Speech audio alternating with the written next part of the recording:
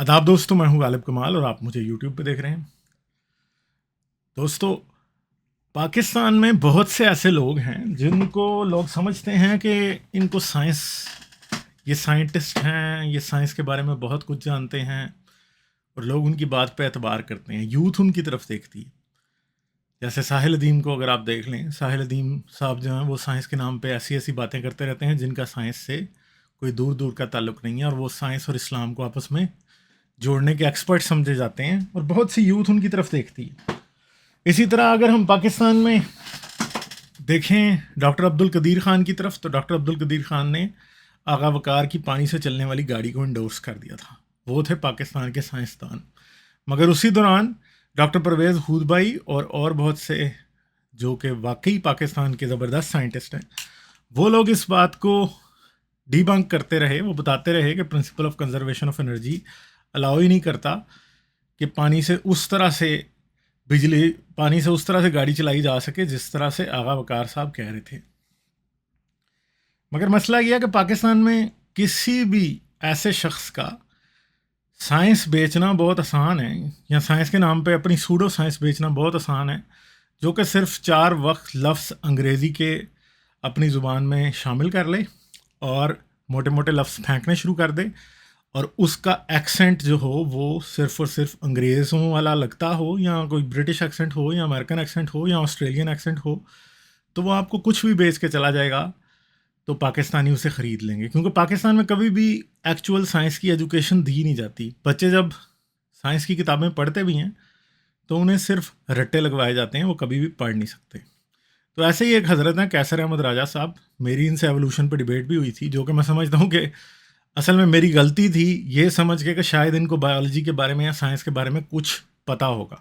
मगर उस वक्त से लेके आज तक, तकरीबन 3 साल पहले की बात है, मेरी ये बात बार बार मेरे लिए रीइंफोर्स हुई है कि इनको साइंस का कुछ पता नहीं। ये सिर्फ गप्पे मारते हैं, जाते हैं क्रिएशनिस्ट वेबसाइट्स पे जाके चीज़ें कॉपी करते हैं, उन्हें ला के आपके सामने रट्टा लगा के सिर्फ और सिर्फ बोल देते हैं। अगर इनसे बातों की बेसिस पूछी जाए तो इनको नहीं पता। वैसे तो मुझे पता है कि इनके पास बायोलॉजी में या साइंस में कोई क्वालिफिकेशन नहीं है।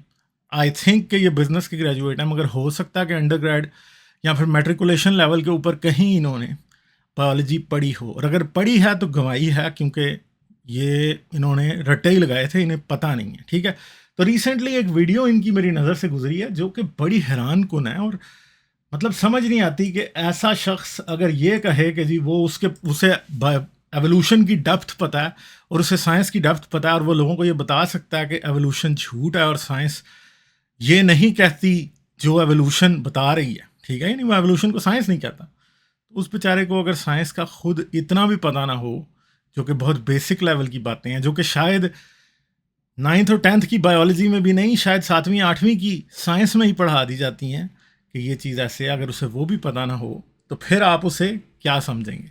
तो मेरी आपसे गुजारिश है कि इस वीडियो को ज़रा ध्यान से सुनिएगा, और फिर आपसे मैं इस बारे में बात करूँगा, और एक दफ़ा ठंडे दिमाग से सोचें ज़रूर कि आप अगर समझते हैं कि कैसर साहब जो हैं वो किसी सूरत भी आपको कोई सच्ची बात बता सकते हैं, तो मुझे आपको सबसे पहले ये बताना है कि कैसर साहब सिर्फ आपको कच्ची बात बता सकते हैं, क्योंकि वो उनकी साइंस की फाउंडेशन ही गलत है और उनको जो बेसिक बातें हैं वो पता नहीं है। ठीक है, अगर उन्हें पता होती तो वो हम उनको सीरियस लेते। हाँ, जब मैंने इनसे डिबेट की थी तो मुझे अंदाज़ा नहीं था कि इस इंसान को बेसिक्स भी पता नहीं होंगी। ठीक है, मगर मैंने आपको कहा है ना कि दिन ब दिन ये बात रीइंफोर्स होती जा रही है कि हज़रत को साइंस के बारे में कुछ भी पता नहीं है, बस साइंस के ख़िलाफ़ बोलने का शौक़ है। और क्योंकि पाकिस्तान में लोग साइंस को नहीं समझते और साइंस से नफ़रत रखते हैं, बहुत से लोग जो कि जिनको सिखाया जाता है बचपन से कि साइंस जो है वो झूठ बोलती है, तो वो लोग जो हैं वो ऑलरेडी किसी भी ऐसे शख्स की बात मानने को तैयार होते हैं जो कि बेसिकली उन्हें गलत और ट्विस्टेड साइंस बताता है, साहिल अदीम जैसा, इन जैसा और बहुत से और लोगों जैसा। तो सिंपल सी बात है कि ये लोग समझते हैं कि जैसे किसी भी और मामले में कोई भी गप किसी भी टाइम छोड़ देते हैं, और लोग क्योंकि सामने बैठे बेचारे उनको पता नहीं है, पाकिस्तान में उनकी प्रॉपर एजुकेशन का इंतज़ाम नहीं किया गया, साइंटिफिक टेम्परामेंट नहीं डेवलप किया गया, तो वो इनकी बात मान लेते हैं। मगर जो भी शख्स साइंस को थोड़ा बहुत भी समझता है वो इनकी बातों पे सिर्फ हंसता है, सिर्फ और सिर्फ हंसता है। हंसी से ज़्यादा कुछ नहीं है। ठीक है, तो चलेंगे, आपको मैं स्क्रीन शेयर करता हूँ और ज़रूर देखिएगा कि हज़रत के हालात क्या हैं। रेस्टिंग पोजीशन में हमें तकरीबन 250 मिलीलीटर पर मिनट के हिसाब से ऑक्सीजन चाहिए होती है, जबकि जो ये सांस लेने का प्रोसेस है, इससे जो ऑक्सीजन आती है वो तकरीबन 15 मिलीलीटर होती है, जो कि बहुत 15 मिलीलीटर, मतलब मुझे तो पहले ये समझ नहीं आ रही कि 15 मिलीलीटर का भी यूनिट यहाँ पे यूज, मतलब कैसे 15 मिलीलीटर? तो यार मतलब 15 मिलीलीटर हवा तो एक सिरिंज में भी आ जाती है भाई। 15 मिलीलीटर जो है ना, एक सिरिंज में भी हवा आ जाती है। ये आपकी 15 ml की सिरिंज है। कह रही हैं कि कितनी चाहिए होती है, जरा दोबारा देखते हैं एक बार। आती है वो तकरीबन 15 मिलीलीटर होती है, जो कि बहुत ऑक्सीजन आती है कि जो ये सांस लेने का प्रोसेस है, इससे जो ऑक्सीजन आती है वो तकरीबन 15 मिलीलीटर होती है, जो यानी सांस लेने से 15 मिलीलीटर ऑक्सीजन मिलती है। मतलब ये अब एक बड़ी अजीब सी बात है जी, मुझे तो बिल्कुल भी कोई समझ नहीं आ रही कि ये हजरत क्या बात कर रहे हैं। अच्छा जी, तो अब एक सिंपल सा देखें आप, मैंने ये पूछा है गूगल से कि एक इंसान 1 मिनट में कितनी ऑक्सीजन इनहेल करता है, कितनी ऑक्सीजन इनहेल करता है। उसने ये नहीं बताया, मगर ये बड़ा आसान है, इसको कोई मुश्किल नहीं है। ठीक है, यानी यहाँ पे क्या है, at complete rest a typical adult male exhales approximately 0.5 litre, ठीक है, of air per breath tidal volume at a rate of 12 times per minute, resulting in a minute ventilation rate of 6 litre of air per minute. तो अगर 6 litre air इंसान पर minute जो है वो exhale कर रहा है, तो हमें पता है कि तकरीबन एयर में जो ऑक्सीजन होती है ना वो 20% होती है, 23% तक जा सकती है। कहीं आमतौर पे 21% के करीब एयर होती है। तो 21 को आप 6 से मल्टीप्लाई कर लें तो 1 लीटर, ठीक है, और 200 मिलीलीटर के करीब तकरीबन इंसान जो है वो एयर इनहेल और एक्सहेल करता है। ठीक है जी, तो ये हजरत सिर्फ 15 मिलीलीटर कैसे कह रहे हैं? ये सोचने की बात है कि यार को हद होती है गप्पे छोड़ने की। यार ज़रा पहले जाके थोड़ा बहुत देखें, ये simple Google on the tips है, ये मैं सिंपल कीबोर्ड से सिर्फ और सिर्फ अगर गूगल करता हूँ तो मुझे ये सारी बात समझ आ जाती है। तो कह रहे हैं 15 मिलीलीटर, 15 मिलीलीटर दूध कितना होता है? 1 लीटर दूध जो होता है ना वो तकरीबन एक, मतलब आपके पास 1 लीटर वाली बोतल तो भर जाएगी ना, 1 लीटर कोक की आप बोतल ले आए, 1 लीटर पानी की बोतल। 15 मिलीलीटर जो है ना वो उस 1 लीटर का सिर्फ और सिर्फ 1.5% है। यानी अगर आप जो 1 लीटर की बोतल के 100 हिस्से करें तो उसमें से थोड़ा सा निकलेगा। जैसे कि मैंने आपको इसीलिए सिरिंज दिखाई है ना, 15 मिलीलीटर की सिरिंज ये होती है भाई। ठीक है, 15 मिलीलीटर की सिरिंज, ये 15 मिलीलीटर की सिरिंज है भाई, देख लें आप। ठीक है, ये 15 मिलीलीटर यहाँ सिरिंज के पूरा हो रहा है यहाँ पे। ठीक है, कोई दूर भी नहीं है, मतलब यहाँ पे सिरिंज के 15 मिलीलीटर, ये देखें 5, 10, 15, ये कह रहा है 15 मिलीलीटर 1 मिनट के अंदर। मतलब मुझे नहीं समझ आती कि कैसर साहब को ये खूबसूरत ख्याल कहाँ से आया कि 1 मिनट के अंदर इंसान 15 मिलीलीटर एयर लेता है। अब सोचने की बात है, ऑक्सीजन लेता है, मतलब सोचने की बात है यार, मतलब गप्पे छोड़ने के लिए बहुत अच्छा है ये, मगर अगर इंसान अपनी गप्पे भी थोड़ा सा फैक्ट चेक उनको कर ले और छोड़े तो अच्छी बात होती है। तो मैं आप पाकिस्तानी यूथ को ये बात याद दिलाना चाहता हूँ कि ऐसे लोगों से साइंस की ट्यूशन ना लें, इनको साइंस का कुछ पता नहीं है, ये सिर्फ और सिर्फ अपने नज़रियात आपके ऊपर थोप रहे हैं, जो इनके दिल में आता है, इनके मुंह में आता है, ऐसे लोग बोल देते हैं, उनको साइंस का कुछ पता नहीं होता। ठीक है, और अगर इस शख्स ने इतनी फाश गलती की है तो इसे माफ़ी भी मांगनी चाहिए ना कि मैंने आपसे गलत बोल दिया, या एटलीस्ट एक्नॉलेज करना चाहिए कि मैंने गलत बोला। हाँ, अब इस वीडियो के बाद कर लें तो वो एक अलग बात है, फिर तो वो जाहिर बात है कि खुद से तो नहीं किया ना। तो आप ये बात याद रखेंगे, ऐसे लोगों की क्रेडिबिलिटी फिर क्या है? ठीक है, ज़ीरो क्रेडिबिलिटी ऐसे लोगों की होती है जो बगैर तहकीक के और बगैर सोचे समझे बातें करते हैं। ठीक है, तो एक बार फिर सुने, 15 मिलीलीटर लेने का प्रोसेस है, इससे जो ऑक्सीजन आती है वो तकरीबन 15 मिलीलीटर होती है, जो कि बहुत कम है। 15 मिलीलीटर, वाह यार। इसको रिजोल्व करने के लिए हमारा जिस्म इंटरनली ऑक्सीजन प्रोड्यूस करता है थ्रू अल्लाह मियाँ, कौन सा बायोलॉजिस्ट है फेमस बायोलॉजिस्ट इनके नाम के साथ पाकिस्तानी मुल्लाओं ने लिखा होता है कई बार। मुझे नहीं समझ आती कि ये इतने फेमस कब हुए कि इनको ये समझ आने लगी कि इंसान का जिस्म इंटरनली ऑक्सीजन प्रोड्यूस करता है। यार मतलब क्या, ये किसने छोड़ी हैं गप्पें जो ये, और मुझे नहीं पता कि इन्होंने, मैं आपको ये बता रहा हूँ क्योंकि ये डिस्कवरी इंस्टीट्यूट और इंस्टीट्यूट ऑफ क्रिएशन रिसर्च की वेबसाइट्स को पढ़ते रहते हैं हर वक्त, और वहाँ से जो गप्पें ये पढ़ते हैं वो फिर आपके सामने रिप्रोड्यूस करते हैं, और कई बार इनसे गलती भी हो जाती है क्योंकि ये पढ़ते हैं ना कुछ, तो इनको पूरे तरीके से समझ नहीं आता क्योंकि साइंस का तो इनको पता नहीं है। वैसे तो वो भी सारे मुल्ले उधर क्रिश्चियन मुल्ले बैठे हुए हैं ना जिनकी बातें ये कर रहे होते हैं, ठीक है, और वो डॉगमेटिज्म वहाँ फैला रहे हैं, तो ये उनकी बातें पढ़ते हैं, फिर जब उन्हें रिप्रोड्यूस करते हैं कई बार ये शायद भूल जाते हैं या something gets lost in translation. हो सकता है कि ये एक बात हो सकती है, कहीं किसी ने कोई गप ऐसी छोड़ी हो या इनको बात समझ ना आई हो तो इन्होंने वो आपके सामने और मेरे सामने छोड़ दिया यहाँ पे, मगर मसला वही है कि इनको पता नहीं है। ही इज़ टोटली ज़ीरो, इस बात से पता चल रहा है।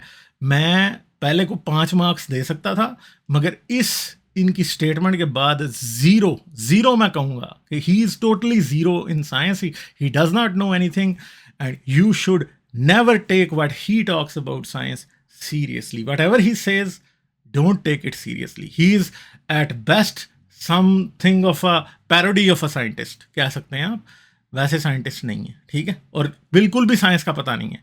कोई साइंस का स्टूडेंट भी हो ना तो ये उसकी भी पैरोडी कह सकते हैं आप उनको, ठीक है। साइंटिस्ट तो बहुत दूर की बात है ना, बायोलॉजिस्ट तो बहुत दूर की बात है, इनको कुछ पता नहीं है।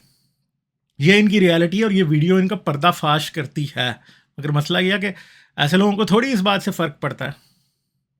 आप मेरी ये वीडियो देख के भी चले जाएंगे, ये हजरत खुद भी देख लेंगे, मगर इनको फ़र्क नहीं पड़ेगा। क्यों? क्योंकि उनको पता कि आगे जो उनके सुनने वाले हैं, जो इनकी बातें मानने वाले हैं, उन बेचारों को साइंस से क्या लेना देना। उन्हें कभी स्कूल में किसी ने साइंस पढ़ाई नहीं, पाकिस्तान में साइंस पर काम हुआ ही नहीं, और उस वैसे लोग सूट करते हैं इनको, साहिल अदीम जैसे लोगों को, और पाकिस्तान के ऐसे लोगों को जो कि बेसिकली चाहते हैं कि लोग साइंटिफिक टेम्परामेंट ना रखें, लोग रैशनल ना बने। ठीक है जी, आगे सुन लेते हैं इनको थोड़ा सा, और थोड़ी सी वीडियो है। वेरी पर्टिकुलर प्रोटीन जिसे हीमोग्लोबिन कहा जाता है, इंटरनली ऑक्सीजन प्रोड्यूस करता है through a very particular protein जिसे हीमोग्लोबिन है। इसको रिजोल्व करने के लिए हमारा जिस्म इंटरनली ऑक्सीजन प्रोड्यूस करता है through a very particular protein जिसे हीमोग्लोबिन कहा जाता है। अब हीमोग्लोबिन, ये मुझे समझ नहीं आती कि कौन सा साइंसदान है जिसने ये कहा कि हीमोग्लोबिन ऑक्सीजन प्रोड्यूस करती है। मतलब कौन है इनका पीर, कौन है, ये बात कहाँ से इनके ऊपर जो है ना कशफ हुआ है कि ये कह रहे हैं कि हीमोग्लोबिन जो है वो ऑक्सीजन प्रोड्यूस करती है। बाकी की ऑक्सीजन 1.5 मिलीलीटर ऑक्सीजन जो है इंसान की बॉडी इनहेल करती है और बाकी हीमोग्लोबिन प्रोड्यूस करती है। मतलब कौन सा साइंसदान है यार, मतलब मुझे समझ नहीं आ रही कि ये बात है क्या है, कि ये मतलब इसको मैं क्या कहूँ, ये इसको मैं बोंगी कहूँ, इसको मैं क्या कहूँ, मुझे समझ नहीं आ रही। और हजरत ने इतने कॉन्फिडेंस से ये बात छोड़ी है कि बस आप छोड़ ही दें। समझ नहीं आ रही कि ये मतलब है क्या है, ये बोंगी है क्या। आपने अगर 7वीं 8वीं की बायोलॉजी की किताब, या सॉरी साइंस की किताब, जनरल साइंस की किताब पाकिस्तान में पंजाब टेक्स्ट बुक बोर्ड की या दूसरे बोर्ड्स की पढ़ी है, तो उसमें ही आपको बता देगा कि हीमोग्लोबिन का काम क्या है। ठीक है, अगर आपने बायोलॉजी पढ़ी या मैट्रिक की तो ये हो ही नहीं सकता कि आपको हीमोग्लोबिन का फंक्शन ना पता हो और वो क्या करती है। वो ऑक्सीजन प्रोड्यूसर नहीं है, ठीक है। ये बात इन हजरत को नहीं पता। आई डोंट नो इन्होंने मैट्रिक में कभी बायोलॉजी पढ़ी थी कि नहीं, मगर मैं आपको ये बता सकता हूँ मैंने नहीं पढ़ी थी कि अगर इंसान का थोड़ा भी इंटरेस्ट हो तो इतनी बायोलॉजी वो सीख ही जाता है। अपने इंटरेस्ट की वजह से मैं बहुत से ऐसे लोगों को जानता हूँ जो कि मुझसे बहुत ज़्यादा बायोलॉजी के बारे में जानते हैं और बड़े बेहतरीन तरीके से वो बायोलॉजी के और एवोल्यूशन के कॉन्सेप्ट्स को समझते हैं, जिनसे मैं बहुत बार बहुत सी चीज़ें समझता हूँ। और उनमें बहुत से ऐसे हैं कि जिन्होंने वाकई कभी बायोलॉजी नहीं पढ़ी थी, मैट्रिक लेवल पे भी नहीं पढ़ी थी। मगर ये हजरत, अब मुझे नहीं पता, अगर इन्होंने नहीं पढ़ी तो अफसोस है, अगर पढ़ी है तो सद अफसोस है। बनता है रेड सेल, बस कर दे यार, रेड सेल। देख लें, सुनने वाले ने भी कह दिया यार आप बस कर दे यार। तो भाई बातें इस तरह की हैं। अब हीमोग्लोबिन क्या होता है ये देखें, मैं आपको आसान लफ्ज़ों में ही बता देता हूँ, मगर यहाँ पे डेफिनेशन आपको इसलिए पढ़ के बताऊंगा ताकि आप लोगों के जहन में कोई शक ना रहे, ठीक है। Haemoglobin is an iron containing protein in red blood cells that helps transport oxygen. It is found in almost all vertebrates with the exception of fish family ये जो दूसरी होती हैं, ठीक है, उनके अंदर नहीं पाई जाती। ठीक है, तो मसला ये है कि हीमोग्लोबिन क्या है। हीम का मतलब होता है आयरन, और ग्लोबिन का मतलब लैटिन में जो कहा जाता है ना, ग्लोबिन बॉल को कहा जाता है। ठीक है, ग्लोबिन एक स्पेशल प्रोटीन है जो कि जानवरों के अंदर पाई जाती है, जिसका काम होता है ऑक्सीजन की ट्रांसपोर्ट। ये क्या करती है? ठीक है, ये करती क्या है, ये जाती है लंग्स के अंदर। जब ब्लड सर्कुलेट होता है तो आप एयर इनहेल करते हैं, तो इसमें आयरन होता है इस प्रोटीन के अंदर। और इस प्रोटीन के आयरन का काम क्या होता है कि वो आयरन ऑक्सीजन के साथ, ऑक्सीजन को अपने साथ चिमटा लेता है, उसे एब्जॉर्ब कर लेता है, अपने उसके साथ बॉन्ड बना लेता है। फिर ये हीमोग्लोबिन पूरी बॉडी में जाने लगती है, और फिर जहाँ जहाँ ये सेल्स के पास जाती है तो वहाँ पे जाके ये ऑक्सीजन को रिलीज कर देती है। ठीक है, यानी आयरन और ऑक्सीजन का, आयरन ऑक्साइड का बॉन्ड बनता है आपके लंग्स के अंदर, और फिर क्या होता है, ये प्रोटीन इस ऑक्सीजन को लेके पूरी बॉडी में जाती है, और बॉडी में जब ये जाती है तो जब जब ये सेल्स के पास पहुंचती है, जहाँ जहाँ ब्लड की ज़रूरत होती है, तो ये क्या करती है, वहाँ पे ये आयरन और ऑक्सीजन का बॉन्ड टूट जाता है, और ऑक्सीजन वहाँ पे सेल्स को मिल जाती है, और सेल्स फिर उसे एनर्जी के लिए यूज़ करते हैं। ठीक है जी, तो मसला ये है कि ये इतनी सी बात है। जैसे अब मैं आपको दिखा देता हूँ, ये देखें, haemoglobin is an iron rich protein in red blood cells that carries oxygen from the lungs to the body tissues. Hemoglobin binds to oxygen in the lungs where oxygen is abundant and releases it in other parts of the body where it is needed. ठीक है, तो ये बात मैं आपको सिर्फ इसलिए यहाँ पे सामने दिखा रहा हूँ ताकि आपको कोई शक ना रहे। ठीक है, आप चाहें तो इसको खुद भी गूगल कर सकते हैं, और आप ये भी गूगल कर सकते हैं कि डज हीमोग्लोबिन प्रोड्यूस ऑक्सीजन। आपको इसका जवाब नहीं मिलेगा। क्यों? या मिलेगा भी तो आपको बता देंगे, आप चैट जीपीटी से जाकर पूछेंगे, वो आपको बता देगा नहीं प्रोड्यूस करता। ठीक है, ये आप खुद कर लीजिएगा, मेरे पे ना रहें, तो आपको पता चल जाएगा कि ये क्या हो रहा है। तो मसला ये है कि अगर कैसर साहब ये कह रहे हैं कि हीमोग्लोबिन ऑक्सीजन प्रोड्यूस करती है, तो कैसर साहब की बायोलॉजी का नॉलेज ज़ीरो है, और इनकी तरफ से आने वाले साइंस के बारे में किसी भी दावे को कोई भी अक्लमंद शख्स जिसमें 1.5 पाव दिमाग है वो कबूल नहीं कर सकता, और मैं जानता हूं सब में ही है। ठीक है, तो आप इनके धोखे में ना आए। This guy is just lying to you in the name of science. या आपको सूडो साइंस कह के पढ़ाता है, and he is basically dishonest here, I am sorry to say. ठीक है, और नहीं पता। और मैं आपको बता दूं कि जिस चैनल पे ये हो रहा है वो मुझे थोड़ा अंदाजा है कि ये कहाँ पे हुआ है। ठीक है, तो वो सारे बेचारे सामने जो लोग बैठे हैं, उनको, जो उस चैनल के पैनलिस्ट भी हैं ईमान यूनियन के, उन बेचारों को साइंस की अलिफ पे भी नहीं पता। ठीक है, इसलिए वो बेचारे ये नहीं समझ सकेंगे कि कैसर साहब ने उनके सामने क्या गप्पे छोड़ी हैं। और शायद अगर वो समझते भी हों तो वो शायद इसको नज़रअंदाज करें, क्योंकि उनको तो एक साइंसदान मिला हुआ है ना। ठीक है, तो मसला ये है कि आप इन चीज़ों को देखें, अपने तौर पे समझने की कोशिश करें कि यहाँ पे पाकिस्तान में कोई भी शख्स कोई गप छोड़ दे, और सिर्फ वो एक इस्लामी चोला पहन ले, और वो दुनिया की हर गप छोड़ता जाए, as long as he is pretending to be a good Muslim, या फिर वो इस्लाम का सिपाही बना हुआ है, वो जो मर्जी झूठ बोलता जाए, उसके साथ खून पाकिस्तान की आवाम को माफ़ है। दूसरी बात है, पाकिस्तान के एजुकेशन सिस्टम पे तुफ है। हम जानते हैं कि जहाँ पे बिल्कुल भी अच्छा स्टूडेंट्स को नहीं पढ़ाया जाता। अगर पढ़ाया जाता होता तो कैसर साहब ऐसी बात नहीं करते। ठीक है, ये खुद समझे होते इन बातों को। ठीक है, और इसमें इनका कसूर नहीं है, इनका कसूर बाद में है कि अगर आज ये अपने आप को बहुत बड़ा प्रोपोनेंट, एंटी एवोल्यूशन प्रोपोनेंट समझते हैं और साइंस का एक्सपर्ट समझते हैं, तो बेसिक्स तो ठीक कर लो ना यार पहले, फिर आके हमें साइंस पे चैलेंज करना, एवोल्यूशन पे चैलेंज करना। जब आपको बायोलॉजी का भी नहीं पता, तो भाई फिर हम आपको कैसे कहें कि आप एवोल्यूशन के बारे में कोई ऐसी बात कर सकते हैं जिस पर रिमोटली भी एतबार किया जा सकता है।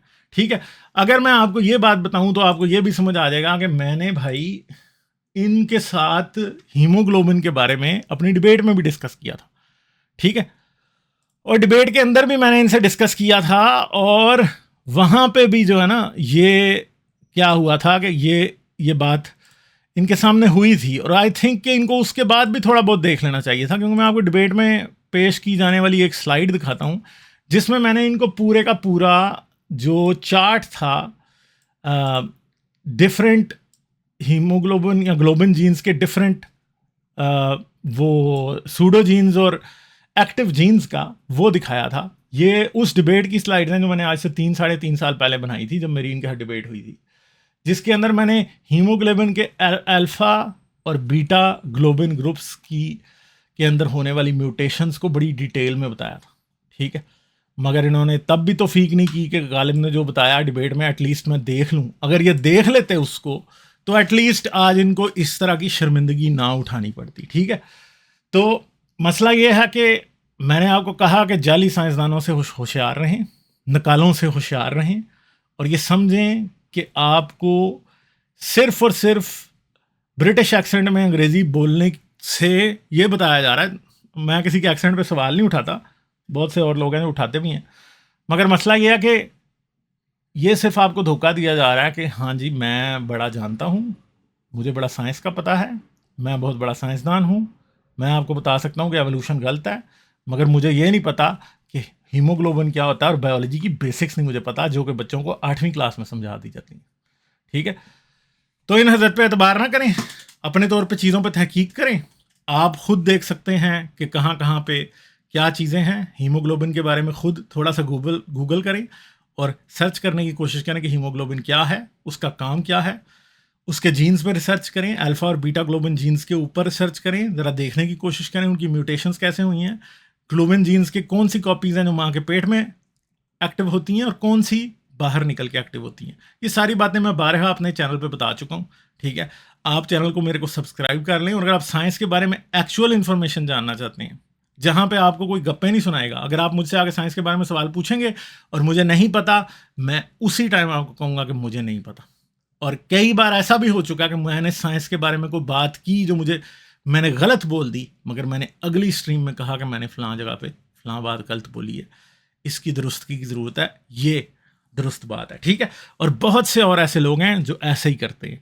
तो मसला ये है कि क्या कैसर साहब इस बात पे दुरुस्तगी करेंगे? करनी इन्हें चाहिए, क्योंकि लोगों को गुमराह किया है इन्होंने, करनी इनको चाहिए। माफ़ी तो इन्हें और भी बहुत सारी गुमराही फैलाने पे मांगनी चाहिए, मगर मसला ये है कि वो शायद ये कभी ना मांग सकें। मगर लेट्स होप कि कभी ये इतना सीख जाएं चीज़ों को कि ये वाकई चीज़ों को समझ जाएं और एक ऐसे शख्स बन जाएं जो सच बोले, झूठ ना बोले। चलें दोस्तों, अपना बहुत ख्याल रखिएगा, वीडियो को लाइक कर दें, इसे शेयर करें सोशल मीडिया पे, सब्सक्राइब कर लें चैनल को। इसके साथ साथ आप इस चैनल को पेपॉल, पेट्रियन और बाय मी अ कॉफ़ी भी सपोर्ट कर सकते हैं। सब्सक्राइब करने के बाद बेल आइकॉन दबाना ना भूलिएगा, क्योंकि आप बेल आइकॉन दबा के ऑल नोटिफिकेशंस ऑन करेंगे तो आपको सारे नोटिफिकेशन इस चैनल के मिलेंगे। अपना बहुत ख्याल रखिएगा, मैं आपसे अगली वीडियो में मिलूंगा। आदाब। इस वीडियो के आखिर तक मेरे साथ रहने का बहुत बहुत शुक्रिया। जाने से पहले इस वीडियो को सोशल मीडिया पे शेयर कर दें ताकि ये मैसेज और लोगों तक भी पहुंच जाए। इसके साथ साथ आप इस चैनल को पेपॉल, पेट्रियन और बाय मी अ कॉफ़ी तीनों प्लेटफॉर्म्स पे सपोर्ट कर सकते हैं। इन तीनों प्लेटफॉर्म्स के लिंक इस वीडियो के डिस्क्रिप्शन में है।